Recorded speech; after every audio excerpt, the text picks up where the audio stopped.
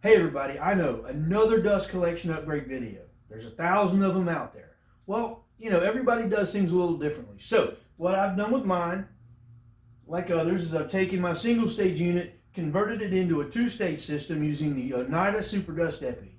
Want to see how I did it? Want to learn some of the tips, tricks, and things that I learned along the way? Well, keep watching. I might show you something you didn't know, and yeah, maybe we'll learn something together.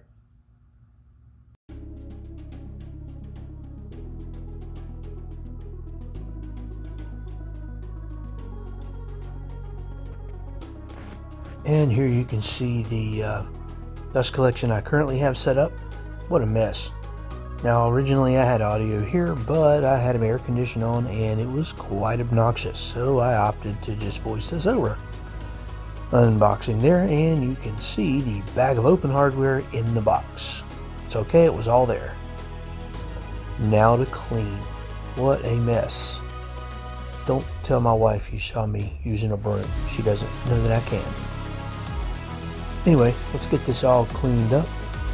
It was quite a mess, so I pushed it outside and tried using my air nozzle. But I found a trick.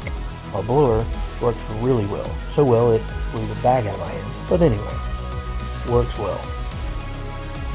Now to trace out the border and the screw holes for the Super Dust Deputy. I'm drilling the holes here for the bolts that'll go in later, measuring in about an inch or inch and a half, I can't recall, for the inside hole that I need to cut out.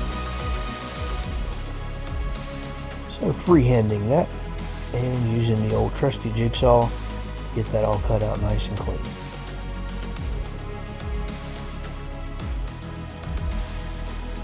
Laying down the supplied foam there, create a barrier. Once I lay the piece down, it'll create a nice airtight seal. Now let's get all these bolts installed. Those little magnetic parts trays work really well for holding things like that, keeping everything separate and allow me to have good access.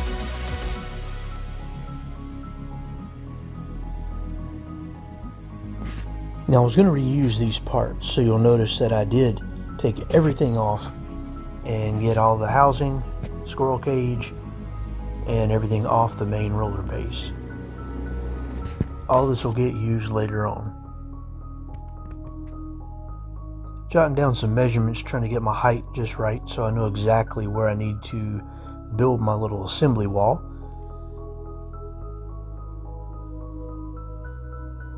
Taking lots of measurements to make sure I'm right on the money. This will be the header of sorts that holds the squirrel cage.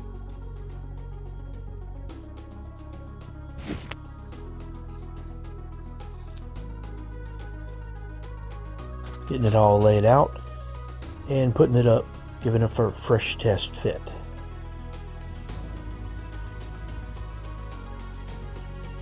And you'll notice that I do have the barrel up off the ground slightly.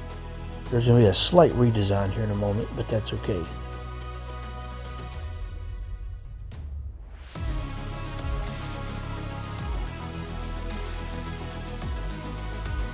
Sort of doing a dry fit check to make sure the door is still open, and it will not with the arm attached, and I'll fix that shortly. You can see I need to build a platform that's roughly 13.5 inches, almost 14, so that the squirrel cage lines up perfectly with the barrel on the outfeed. Just a simple little 2x4 and some plywood worked great for that. I'm getting that all fastened down. Now this is my fix for the bag holder, making it where it's easily removed. Normally this is fastened firmly to the machine itself. I'm using that strap material that you use to hold up ducks and things. That's a duct, not duck. But anyway, you see what I'm doing. And I'm just using self-tapping machine screws to run right into that steel support system there. Trying to get that nice and snug enough where it'll hold tight, but not so snug I can't remove it.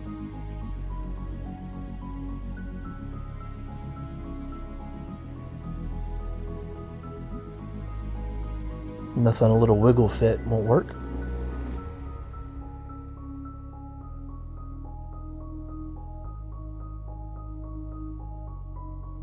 And boom. I do have a shelf right above that, so.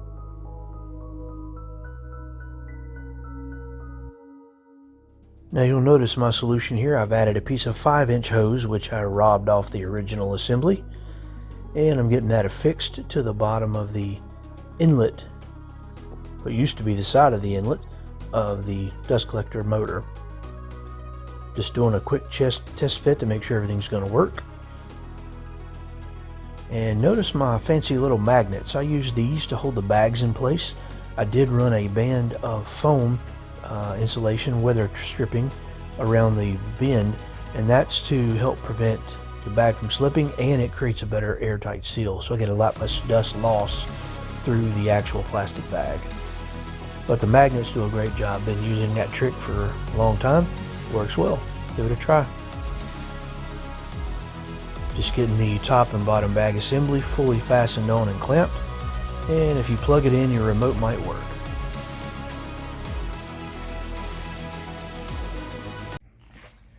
Okay, so I've taken my hoses off. I had them fixed with quick setter, so they'll adjust out real easy. Open the barrel. Let's see what this looks like. So now I'm gonna mount a lift to this that raises this up and supports it so that I can pull the can out normally, but for now, this is kind of what I got for the testing. And I will tell you, this lid has a good enough fit by itself, but when you add that suction, man, it really pulls the lid down. It is insane. So that definitely will get some type of mechanical lift.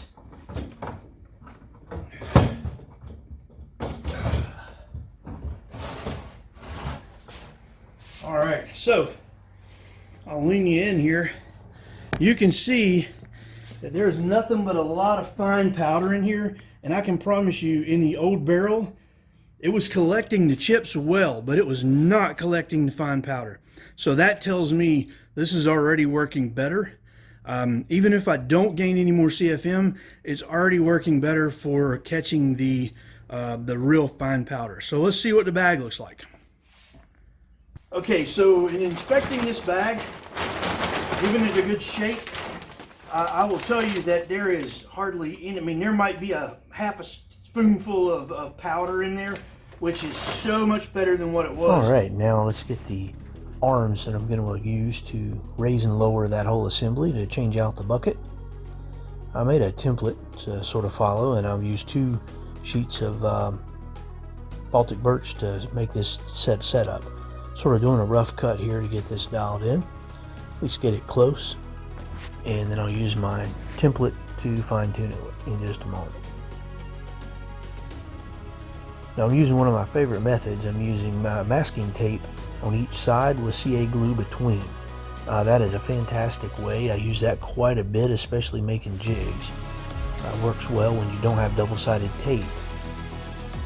Now I'm using this ultimate flush trim bit from Klingspor to follow that pattern. You'll notice it's got a bearing on the top and the bottom. That makes it real nice. No matter how you have to follow a template, this bit will get it done and super clean.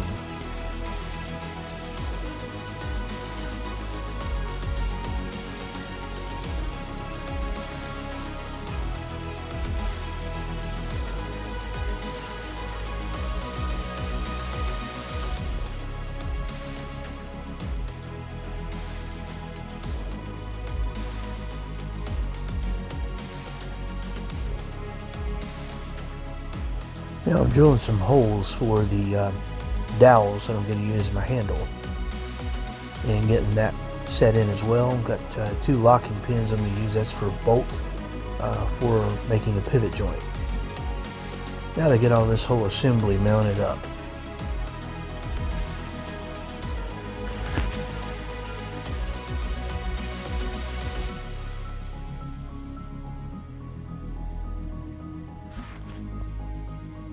Now I'm measuring out for the arms, getting those in the right spot, and you can see I'm just bolting one edge, getting a bolt run all the way through, added a couple of washers, and then added the arm. and then I'll do the same for the other side. After I get that perfectly square, lay that out and get to work.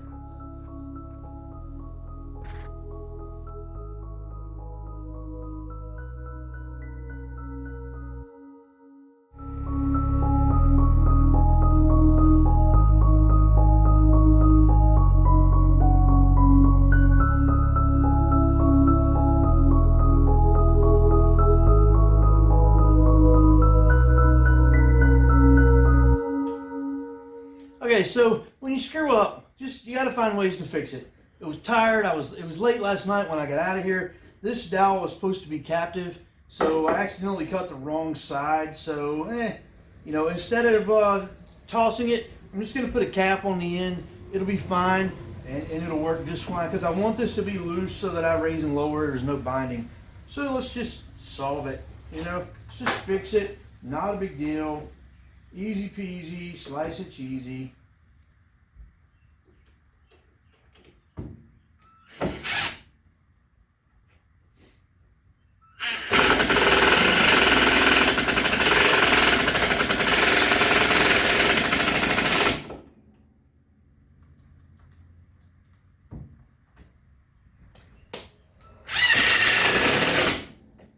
There we go. All right, all done. All right, so there we go. The Oneida dust system is done. I do have to add a little catch in one place, but the barrel's going to work out great. The ring is going to just snap that right off. This little handle system that I made lifts the lid right up, no problem. And I will say, I will add something here to create that catch, but for now, this little block's going to cut it. Pull my barrel out, change it out, put it right back in, and I am good to go. So to lock it back down in place is super simple. Simply drops right in place. I give it a little tap. I don't even think I'm going to use this locking ring. I'm going to keep it obviously just in case, but there's enough tension on there. And then when you add the vacuum on top of that, this thing's going nowhere. So the Oneida Dust Deputy system is complete. Super excited. In all the testing, it worked great. So now let's get it in some real world applications and see how well it really works. So there you go. What do you think? Any changes, any modifications, anything you do different? Let me know. Leave a message below, comment, subscribe, notify, ring the bell, all the good stuff. Anyway, that's it. Okay, so I've actually had this installed now for a couple months, and I'll tell you, it has made a world of difference in my shop. Before, I was having to change this bag probably every other week due to the amount of CNC work that I do and the planing and joining. Even with my sort of separator that I had with the trash can, I was still having to change it because the bag was getting full. But since I've added this, I've changed this drum probably 4 times, and it's not just the chips that are in there. It's that really super fine powdery MDF dust. I do a lot of CNC work, do a lot of speaker parts, and do a lot of surfacing, so a lot of that's MDF. But this thing is collecting MDF, the real fine powder. It's collecting the big chips. It's making my life so much easier, and honestly, I have yet to change this bag, and after emptying that 4 times, this bag, I bet I couldn't fill up a quart can with the amount of dust that's in the plastic. So this has actually spurred me to given me ideas on how to improve this. I'm going to relay out my dust collection eventually, but I know that thing works. So moving forward, if you want a review, I give that 5 stars for how that's transformed the dust in my shop. It's now no longer going into my lungs or into this bag. So a lot easier, definitely worth the money for the upgrade. There's my 2 cents.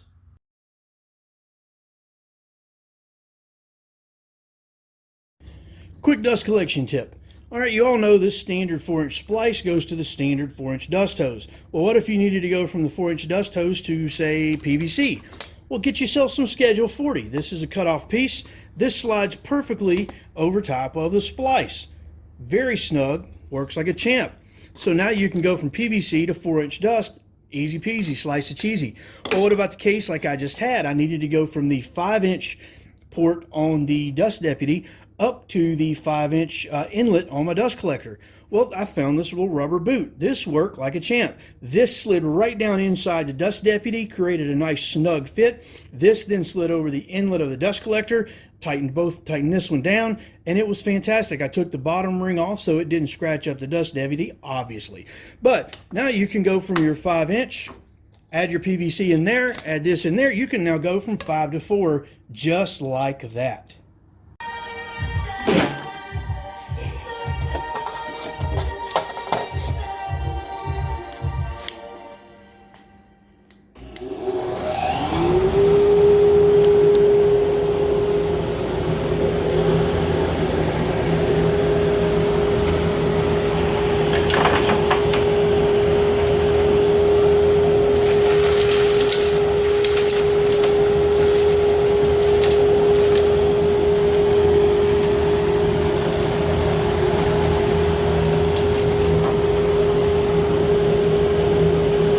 So I know everybody's a hoarder, and I really am too. And I'm glad I kept these. These were from the flexi mount system that I used to hang some stuff on the ceiling.